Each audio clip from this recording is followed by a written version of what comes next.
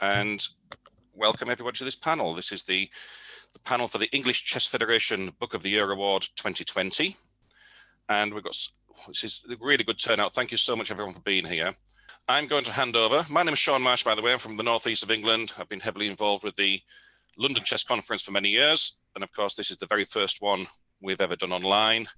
It was what chess players call a forced move, moving online. But it was very fortuitous because the subject was always going to be chess and technology. And it ties in really nicely with everything we've had to do over the course of this year, as you all know too well. I don't want to go into too much of a conversation about the horrible things that's happening, but we want to make this a celebratory event. So it's absolutely wonderful that you're all here, and looking at the chat, it's from all over the world, which moving the conference online was a bit of a risk, obviously, because it's all new to us. But normally, excuse me, we might get about 200 people at the conference. This time we've got over 500 people. So already it shows one of the big advantages of moving things online for this particular year.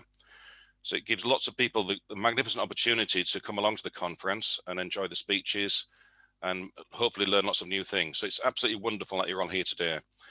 But without further ado, I'm going to hand over to Mr. Ray Edwards, who is the chairperson of the English Chess Federation Book of the Year Award panel and has been for many, many years.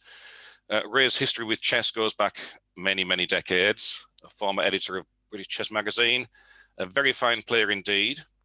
We've never actually played, but I suspect he's a lot better than I am. And Ray is going to essentially chair the session from this moment onwards until a little bit later on. So without further ado, welcome please, the great Ray Edwards. Thank you everyone, and thank you Sean. Yes, I have been playing chess, tournament chess, for 72 years. Started at 11. Welcome everyone to the English Chess Federation's Book of the Year 2020 award. As there may well be conference attendees not fully aware of the nature of the Book of the Year, a short description. It's been established for 30 years, and the basis is that publishers all over the world may submit 2 books a year for consideration. They must be in English, and they must be freely available in the UK.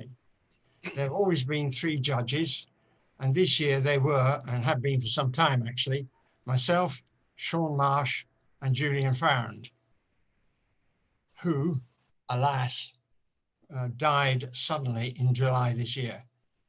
Julian was a much liked and loved and respected player and colleague in the English chess world for many, many years. So what are the judges looking for to award the book? Well, there's evidence of a chess mind actively engaged in the writing, the analysis, the exploring, and sharing our wonderful game with the reader. Not with themselves, but with the reader. We judges are allergic to computer dumps. Originality is another area of importance. Last year's winner, Game Changer, about artificial intelligence, AlphaZero software and its impact on chess playing and chess learning, is a case in point. A very appropriate book for this conference. And since Carlsen has said that his playing has been influenced by it, if Carlsen can be influenced, why not us all? A subject, I think, for the conference. Chess history. The current series on Emanuel Lasker, 27 years world champion, for example, explores the many aspects of his complex chess and personal character. Insight into a chess player's mind. What are these blighters doing when they're playing so well? Gelfand's positional decision-making in chess, winner in 2015, is a model example. Readability, so that the reader wants to read to the end of the book. Von Perlo's Endgame Tactics, winner in 2006, he writes with wicked glee about the various misfortunes lying in wait for an unsuspecting endgame player. So the reader turns eagerly to the next page. So who won the award this year? Well, the winner was, if you can all see it, David Smerdon's The Complete Chess Swindler, How to Save Points from Lost Positions, published by New in Chess. If David will forgive me, I'm going to refer henceforth to The Complete Chess Swindler as simply The Swindler. So why did Swindler win the 2020 Book of the Year award? The subject itself is enjoyable. Who does not like a good chess swindle, unless, of course, you are the player at the receiving end? The book is much more than that, however. It's more than just a collection of attractive swindle positions. David has written a serious study of an unexplored subject in chess literature. He starts with the premise that a player may have a lost position, but don't give up. Is there a way to increase the chances of escaping with a draw? There may be opportunities of exploiting the opponent's state of mind, for example. Do they want a quick win, want to go home, or do they want a simple win without any problems? And by playing accordingly, you may be able to entice the victim to take the wrong path. It is necessary for the swindler to know a full range of drawing weapons, of course, to set his traps and entrapments, for example, stalemate and perpetual check, and the book provides plenty of these. But the book also captures the chess world that David clearly enjoys, the game itself, the people with all their idiosyncrasies. This enjoyment David well passes on to the reader. And as this is a book written by a professional academic, there have to be footnotes, of course, but in this case, they are particularly entertaining. We live in difficult times. Pandemic life in the UK is flat, dull, and monotonous, but also, I suspect, in the countries of many of the delegates. Swindler is guaranteed to cheer up the reader. The fun starts early. The first diagram shows a marvelous example of kibitzing Tal, demonstrating a miraculous draw to two completely befuddled grandmasters. The interest and entertainment continues throughout. This book is just what we needed in a pandemic 2020. We come now to the presentation. Traditionally, the award has been made in person to the author and/or publisher at the London Chess Classic, which will, of course, not be possible in this pandemic year. However, the conference goes, as Sean has said, virtual to enable us to reach London, Holland, and Brisbane all at once, if only virtually. In the past, the presentation has been made by distinguished players. Vichy Anand and Aronian are two examples. However, this year, we've been able to find someone who is the most appropriate presenter for two reasons. First, Brenda Hale is Julian's widow and actively supported him in his chess playing career and activities for many, many years.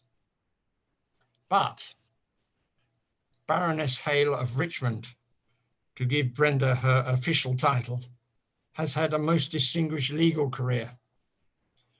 Throughout her career, she has achieved a number of firsts for women in all sorts of areas and at various times. Notably, however, she was the first female judge appointed to the House of Lords, hence the title Baroness, and subsequently the first and only so far President of the Supreme Court, the senior post in the UK's legal system.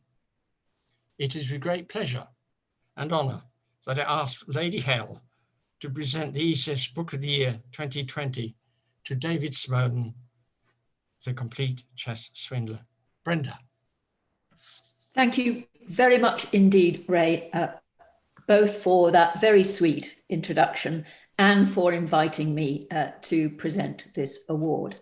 I am not myself a chess player, but I was married to somebody who was extremely keen on his chess. And I and the whole of Julian's family have been bowled over by the affection and respect which the chess world has shown for Julian following his very sudden death in July of this year.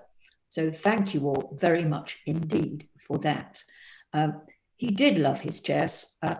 He used to refer to himself as having been a first-rate player in a third-rate country. And then the United Kingdom, or at least England, became a first-rate country, in which case he became a third-rate player. And that was how he saw himself. But he was incredibly keen, and he was beginning to play chess online during the lockdown before his untimely death. So he also thoroughly enjoyed judging the Book of the Year award. Our house is rather full of chess books as a result, and I hope to find a good home for them in due course.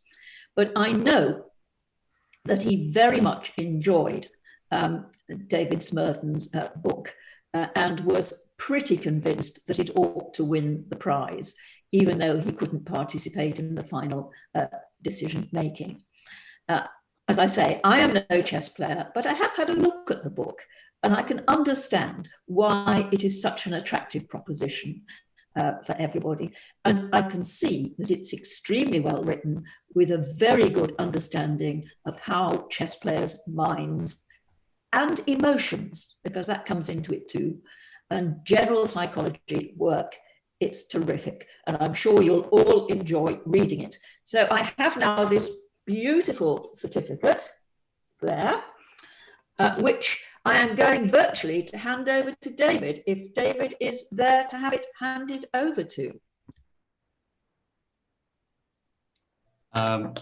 Yep, that was a successful virtual handover. Well done.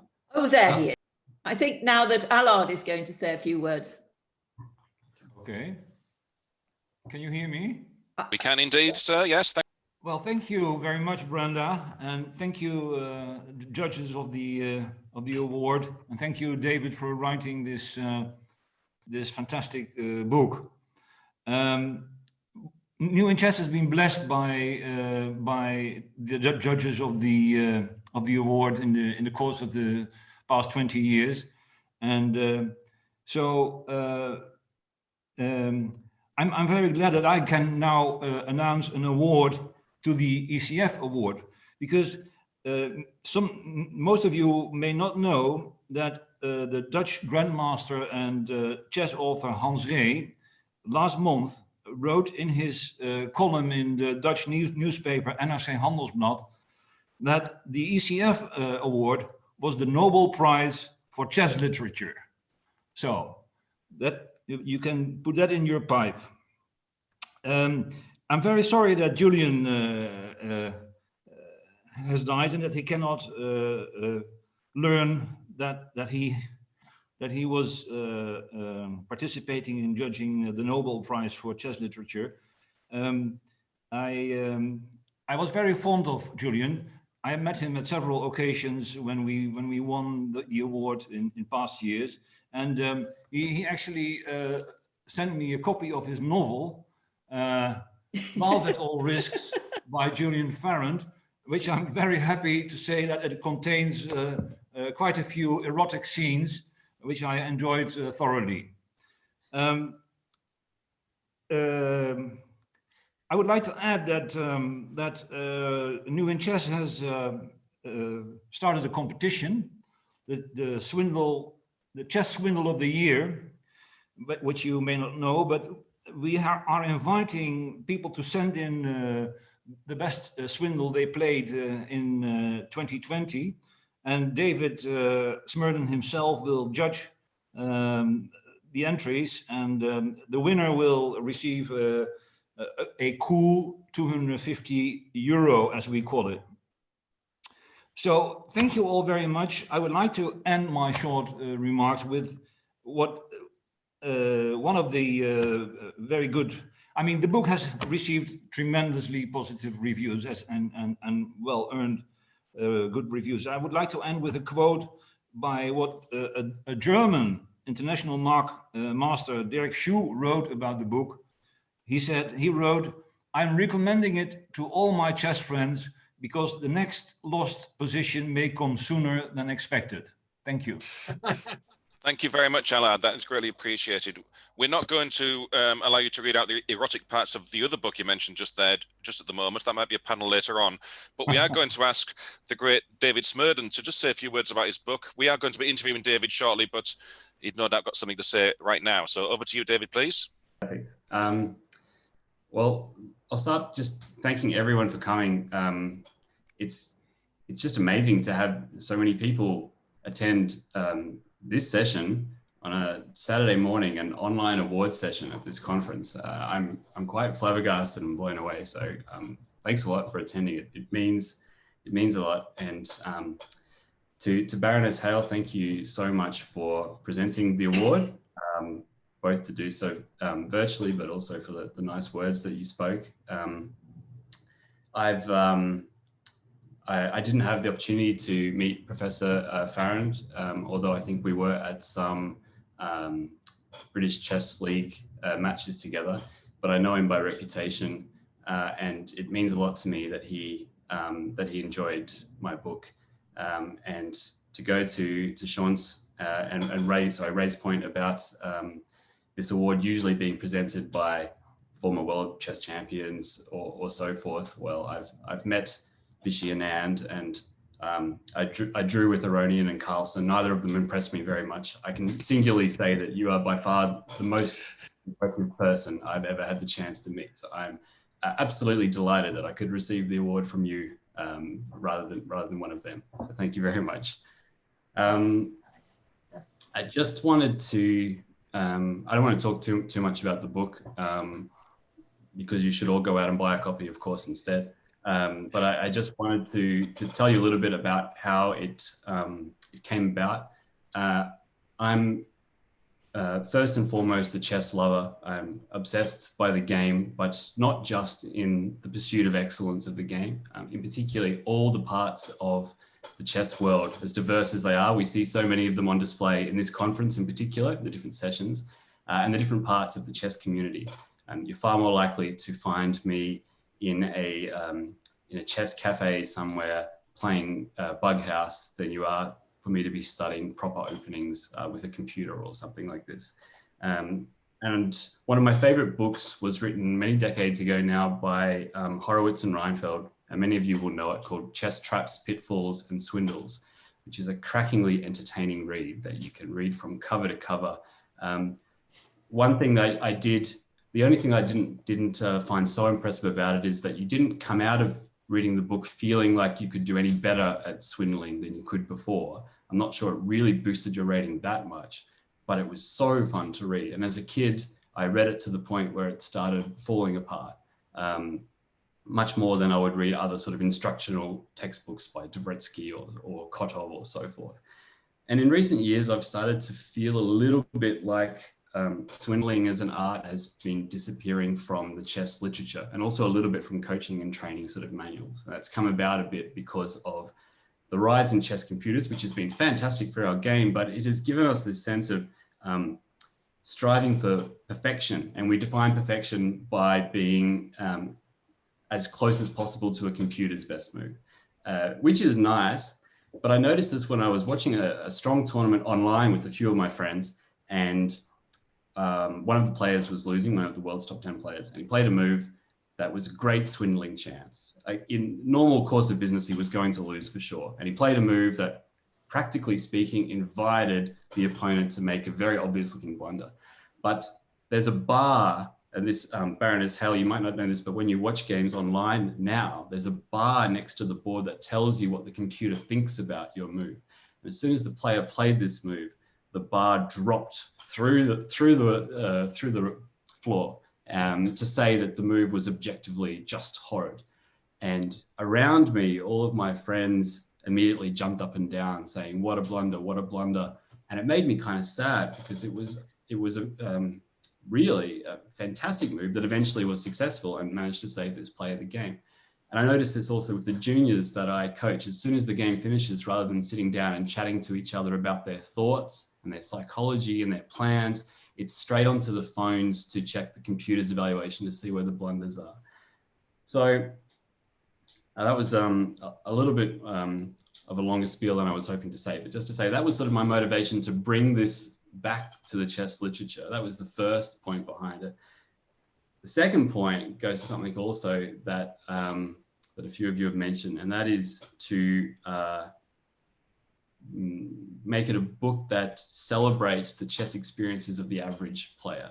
Because while swindling might have disappeared a little bit from the chess literature, it hasn't disappeared from what we have to go through on a week-by-week basis or day by day if we sit down in online chess. We all know the feeling of having lost positions, some of us more than others, and we all know the feeling of having winning positions and seeing them disappear from our fingers.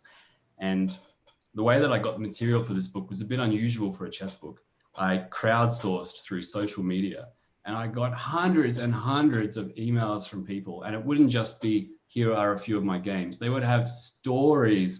Alad will tell you as well from this swindling competition, we've got people writing in where every single move seems to have a couple of paragraphs attached to it, telling us what they were drinking at the time or what the climate was like when that move was played. And it's just so beautiful to see people really enjoying their chess. And if you ask them about swindling, everyone's got their favorite that they want to mention.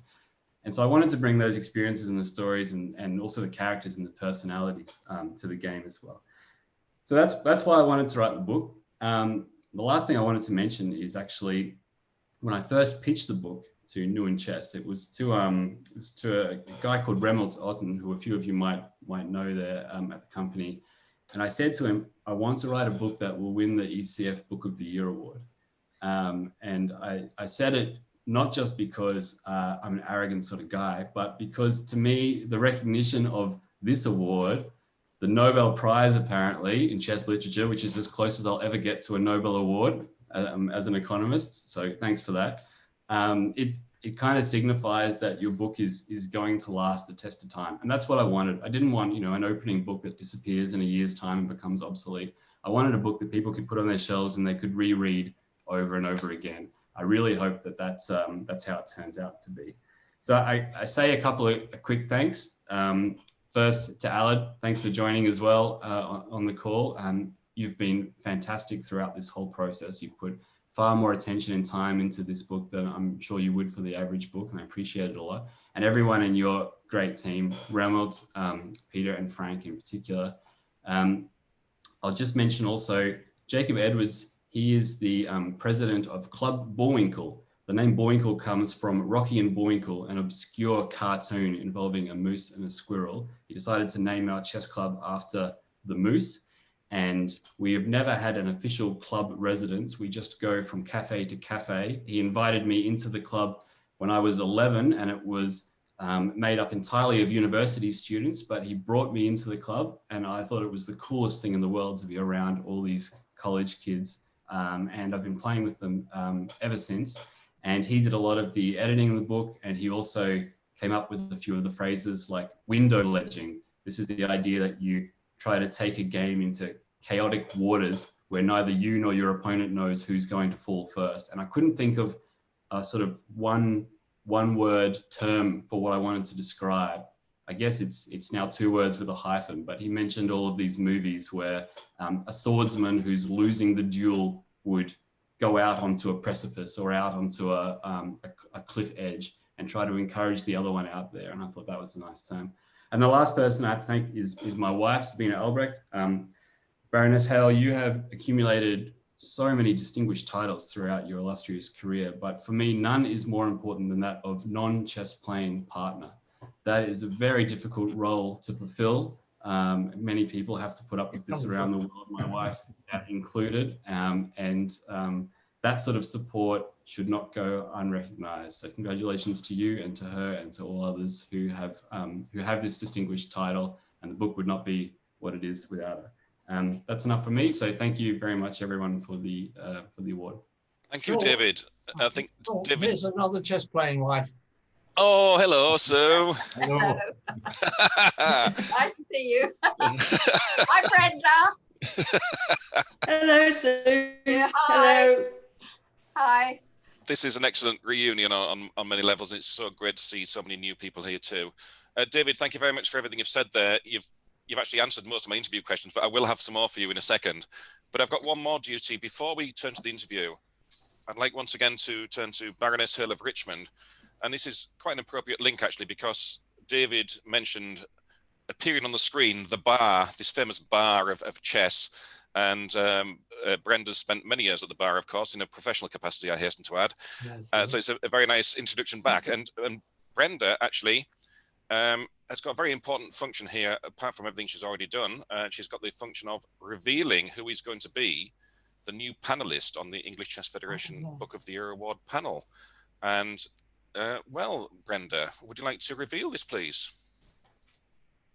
Okay, well, thank you very much indeed, Sean. And thank you, David, for the kind words that you made. You're quite right. A non-chess playing spouse or partner is a very important contribution to the chess player's success. I quite agree with that, and I'm sure Sue does too.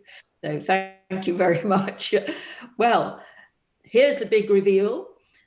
Somebody who I'm absolutely certain Julian would be delighted to be succeeded by. And that is International Master Jovanka Huska. Can I say why Julian would be so delighted? Please Firstly, he was, of course, a great admirer and supporter of clever women. And obviously, Jovanka is a clever woman. And secondly, of course, she does happen to have a law degree. And we tend to think that law degrees are a good thing to have. So welcome to the Book of the Year judging panel, Jovanka. I hope you enjoy it as much as Julian did. It certainly took up a lot of his summers for many years. So congratulations. Thank you. Thank you Brenda. very much. It's been actually a great honor to be invited because, like everyone said, the Book of the Year was an amazing thing. It's what every chess author aspires to win. It's an absolute privilege. And congratulations to David. Little secret, you would have also gotten my vote as well. I loved your book. It was a fantastic read, entertaining. And for me, that's what every chess book needs to be. Absolutely entertaining and a riveting read. And David, you had that in spades. Thank you very much, Jovanka. And this brings us full circle in some ways to last year's London Chess Conference, because that was all about empowering women in the world of chess. And I think we've certainly improved an awful lot in just 1 year on that particular front. And it's a whole series of firsts this weekend. Not only is the conference online for the first time ever, it's the first time we've ever presented anything virtually. And you saw Brenda hand over the certificate. I don't know how she managed to do that, get that certificate all the way to Australia. That was incredible, the way that went through the screen there. So it's fantastic. And of course, we should be able to pass cups of tea through the screen as well, but unfortunately we can't. It's the first time we've ever had a woman on the panel of the ECF Book of the Year Award, and we're very, very proud to have Jovanka with us. And I'm very pleased she would have voted for David's book had she been on the panel earlier as well. So it's a fantastic occasion, it really is. I love positive occasions. I love everyone enjoying what they're doing, and especially in this year of 2020, we need a lot more of this. So it's so wonderful to see all of you here today enjoying this panel. And well, we've got a few questions for Mr. Smerdon. I'll open it up a little bit later on, so if you've got some burning questions yourself for Grandmaster Smerdon, then we'll be able to ask them. I noticed lots of people in the chat here have been saying well done and congratulations. And we've got lots of people also wanting to buy the book for Christmas. So it's very timely having this conference just before Christmas. I'm sure you'll agree. David, you answered most of my questions without even being asked them earlier on. And I was just wondering, how long did it take you to actually write the book from start to finish? Way too long, I would say, for a chess book. No, I had the idea way back in around 2015. I can't remember when it was exactly that I pitched it to New in Chess, but it was while I was still living in Amsterdam. I think it was 2016 that we decided to go ahead with the project. But as a dutiful academic, I spent a lot of time in the research. So like I said, this sort of crowdsourcing attempt to collect a lot of swindles from people, and then distill them down. I ended up with almost 1,000 submissions of games that I'd collected, and I whittled it down to about 200 examples. But it was quite a good, fun task to do as well. And then I thought that I was on the road to having it done before the first deadline that New in Chess had given me. And then there was a new job, and there was a move from Europe to Australia. And then very quickly there was a child, and then came a second child. And so New in Chess were incredibly understanding in them pushing back the deadlines. So the answer is longer than it should have, but I'm happy I took the time. Thank you very much.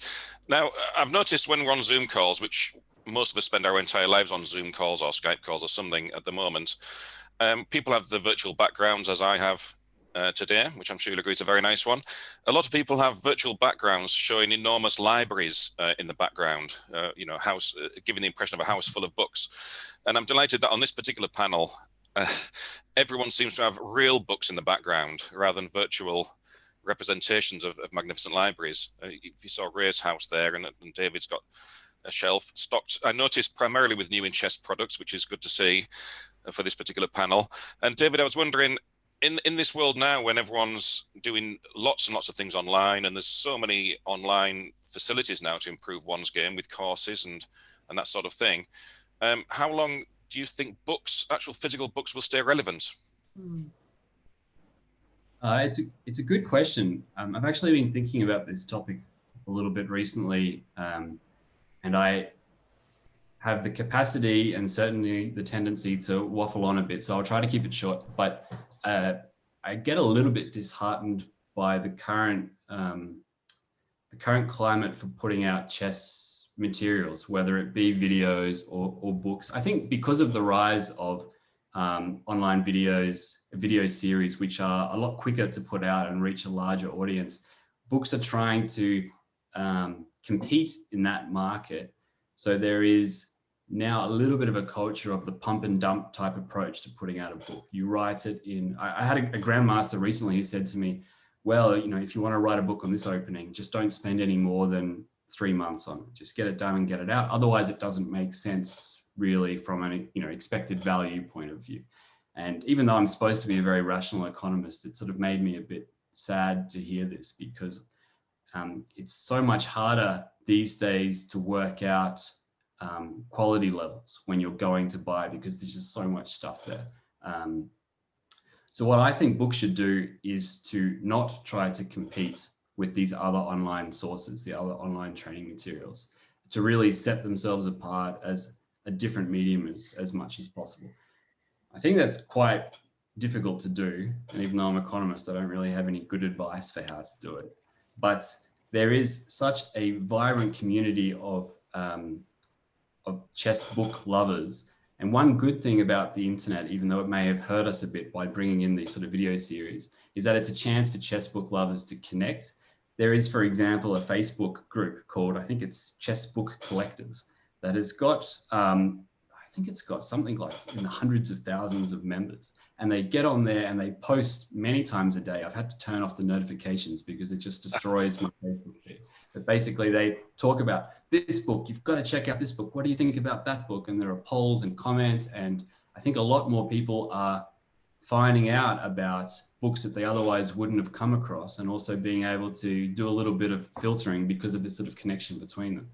So I think that the medium of the chess book, if it can set itself apart from these other online training mediums in a sufficient way, should be able to capitalize on the success of chess popularity around the world at the moment, and should actually stay vibrant for quite some time. At least that's my hope.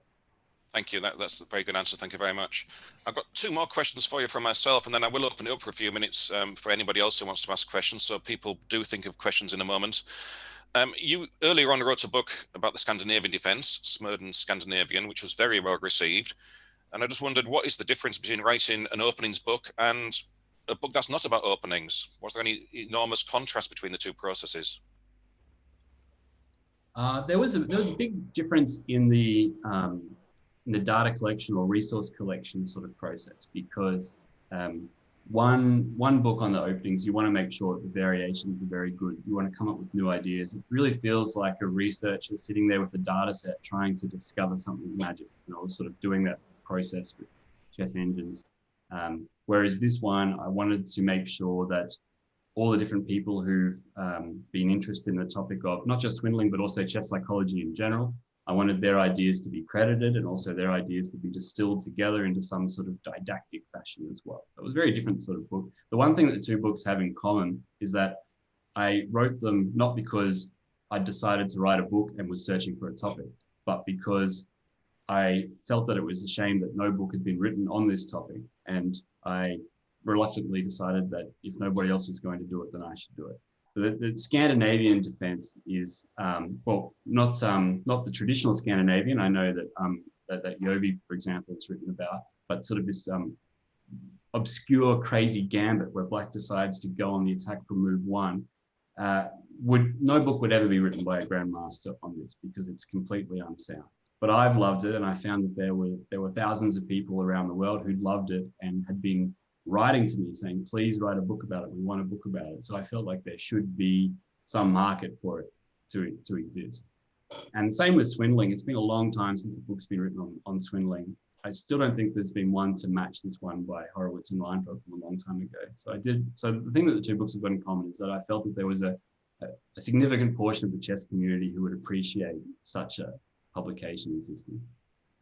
I love the references to Horowitz and Reinfeldt because I learned an awful lot myself from those books, and they're just crammed full of excellent material. Not only was it helpful for me on my way up as a player, but I used it many, many times. Well, I still do when I'm teaching in schools and with the private students and things like that. So these books don't lose their appeal. They do stand the test of time, and I think your book is definitely going to be in that category. You know, you get future generations writing books because they were inspired by your book on swindling, perhaps. Well, almost certainly so. I've got one final question for you, David, before I do open up for a few minutes to other people to ask questions, and that's what's next? Are there any more books in the pipeline? That will be a discussion with my non-chess playing supporter, I think. Because, it did take up a fair bit of time. No, but to go back to my previous point, I think I'll write a book if I feel that there needs to be a book written on this topic, but it's unlikely that somebody else is going to do it. That would probably be my criterion. As a researcher now, I've become very interested in not just chess research, but particularly how people are using chess data to explore other topics in psychology, in AI, also in economics now. And I feel that there should be some sort of anthology of research that uses chess data and chess players to inform sort of greater phenomena. I'm not sure there are too many people who would be interested in writing such a book. So I'm also not sure if anyone would be interested in reading such a book, but that might something to do at the cross-section between academic research and chess is probably the sort of topic I'll be interested in. Very good, thank you. You don't write run-of-the-mill books, do you? It's all interesting and original and very fresh, which I think is almost the exact words that we used when we were summing up the Swindler book for the awards ceremony. So this is fascinating. We have got 5 minutes for questions, and then David's going to do a panel about cheating in chess. Now, I'm a little bit concerned about David's reputation here because he's going from a panel where he's the chief swindler into a panel all about cheating at chess, but we can draw our own conclusions from that. I'm sure he's not involved in either of those things, really. But if you do have questions, feel free to unmute yourself and fire away. We've got 5 minutes before we need to switch rooms to set up the next meeting. So anybody, just unmute yourselves and fire away to David, please.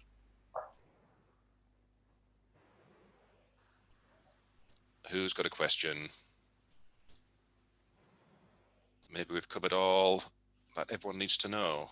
Can I make a remark? Yes, please do, Alad. On the future of chess books, I'm happy to say that nowadays 30% of the revenues of a chess book are in digital editions, in various digital editions. There's the static one as in EPUB, and there's the interactive one on various platforms. So there's that, and it's growing. I mean, the amount of revenue from digital edition is growing, and on the physical book, I think it has a pretty good future at least as a luxury article. And then I saw a question coming across about a German translation. A German translation is in the works, and it will be available in January. Thank you. That's fantastic. Thank you very much, Alad. We have a question in the chat here from Omar Shah. Thank you very much for the question, Omar. And it's to David. What are your favorite chess books, David?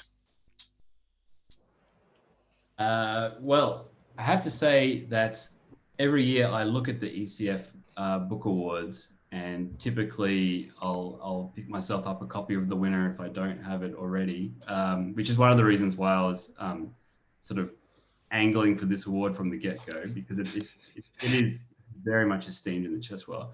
But you mentioned a couple of them earlier on. Van Perlo's book on endgame tactics is just brilliant. I'd say it's probably my favorite chess book. The only downside of it is that it's so big that you can't really sort of lug it around to cafes in your pocket like you can with other books. But you read it, and I never met the man, but it's clear that this was an absolute chess lover who must have just collected every scrap of chess magic that he saw by hand, and that sort of anthology of magical chess positions that appeared would have been lost if it wasn't for a person like him. So that's one of my favorites.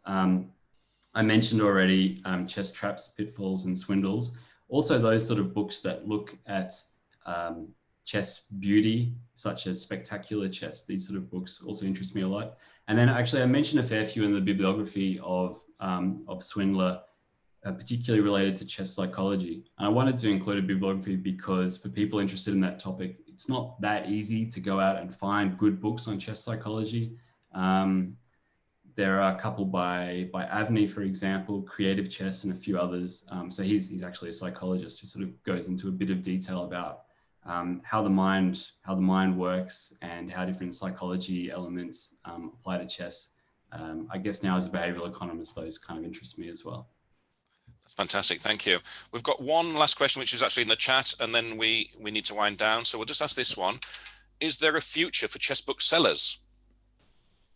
A question from Philippe. Alad, perhaps you'd like to take that one? Yes, there is. Of course, they mainly sell the printed copies, but and of course they have a heavy competition by Amazon. Amazon's position in the chess book market is particular. Amazon is our biggest customer, and it's also because we also run our own chess shop. It's also our biggest competitor. So the small mom and pop businesses are probably don't have a very bright future in selling chess products, but the bigger ones, they can surely survive. Yes. Thank you, Alad. Well, I've certainly enjoyed this session very, very much. I think it's a fabulous way to start the conference with something so positive. And to see everyone here confirms that we're doing very well online to do panels such as these, because we had an average of 41 people at any one time. And I know some people came and went, but 41 was the average number, which I think is tremendous for a Book of the Year panel. And I think it's been a great success. I'd like to thank very much everyone for being here. I'd like special thanks to David, of course, for writing such a wonderful book, for Brenda for doing a marvelous presentation, for Jovanka for being here to be unveiled as the special guest star of the next panel. Alad, of course, who continues to publish amazing books year after year. And I do feel, Alad, that the last 2 years especially have been really, really strong for you in chess. I know it's always been good, but the last 2 years seem to be really, really difficult choices to make for Book of the Year. And I know there were several volumes you could have put on this year's list, which would have been on the list any other time in previous years. So you're doing so well to keep the quality so high.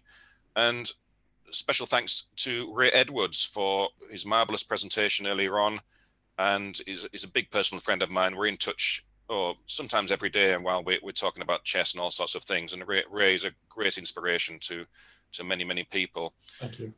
So I'd like to conclude. Everyone, I don't think I missed anyone from the special thanks, but if I have, please accept my apologies. But I'm so pleased this panel's gone so well without any major hitches, because it's a brand new thing that we're doing.